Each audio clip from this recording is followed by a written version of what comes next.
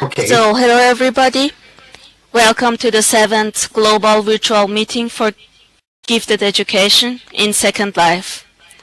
Our invited speaker is Professor George Betts from America, and his topic is the autonomous learner model for gifted, talented and creative learners. Professor Betts is Professor of Special Education in the area of Gifted and Talented Education at the University of Northern Colorado, and he is a former teacher and facilitator at Arvada West High School, Colorado. He has been professor and director of the Center for the Education and Study of the Gifted, Talented, and Creative, as well as director of the Summer Enrichment Program, SEP, since 1978. Professor Betts is really one of the greatest persons and professors that I met in gifted education, and I'm very thankful that he agreed to be our speaker. Now I will give you, George, to introduce yourself. Thank you, Roya. I want all of you to know, first of all, that last week in Salzburg, I met Roya, and she is just a very kind and charming person, and it is my honor to work with her, and she has taught me a lot about Second Life this week, and I hope you notice how wonderful my hair is. We had to work with that and try different types of hair, and I just think it makes me look more handsome.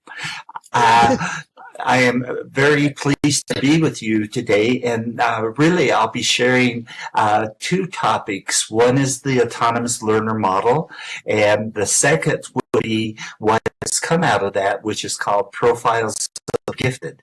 I'd like to start with the basic principles, and could I have the second slide, please?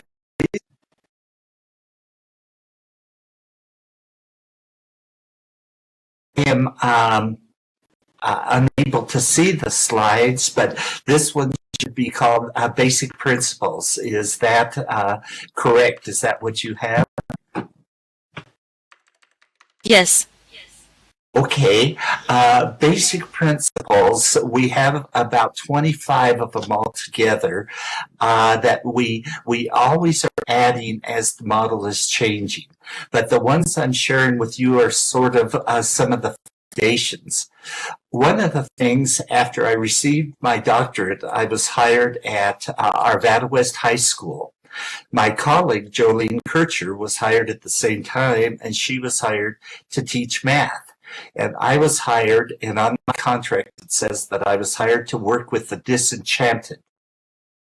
In other words, I was hired to work with kids that were dropping out of school. And it was an exciting time because it was in the 70s, and many of our kids were disenchanted, did not like the school, really didn't like themselves. And my goal, my principal said, was to find these kids, get them back into school, and get them to graduate, all in 2 years. And so I started working with dropouts and what we now know are today at risk.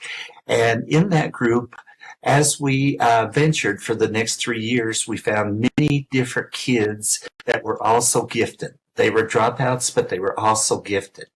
And our principal saw that Jolene was working with all top students, A students, and I was working with the dropouts. And so he asked us to work together. And it was very exciting.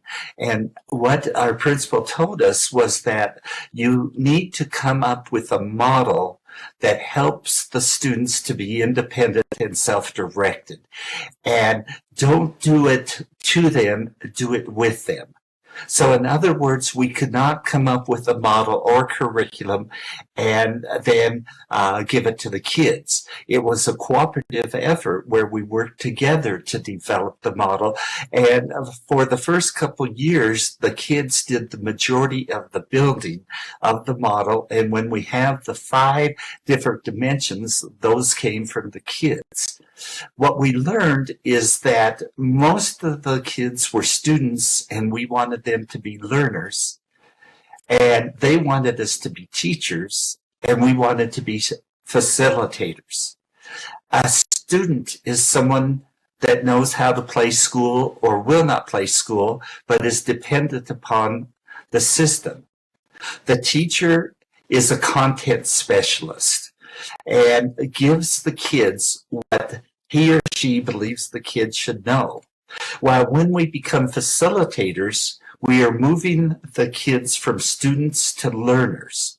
So what we want to do is go from a student and a teacher towards being a learner and a facilitator. And that is the overall goal of the program. And it's very interesting that this program has survived and been enhanced over the years. We first published it in 1980, and it is now used throughout the United States and in some other countries. It is now K through 12. It's used in a regular classroom, a Palau program. It's used in a special course at the middle school and the high school. In autonomous learning, it's used in the regular classroom in elementary, and it is used in the elementary with all kids, where we know that giftedness is not a activity, it's the response to the appropriate activity that the kids are able to pursue. Learner differentiated curriculum. That is when we go beyond what we teach and allow the kids to learn what is important.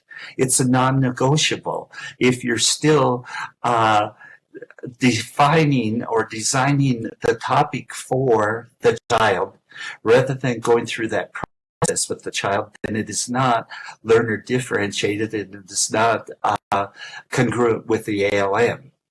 And our goal, and now many of our kids are now, many of our adults are now in their 40s, and they are independent and self-directed and have become autonomous learners.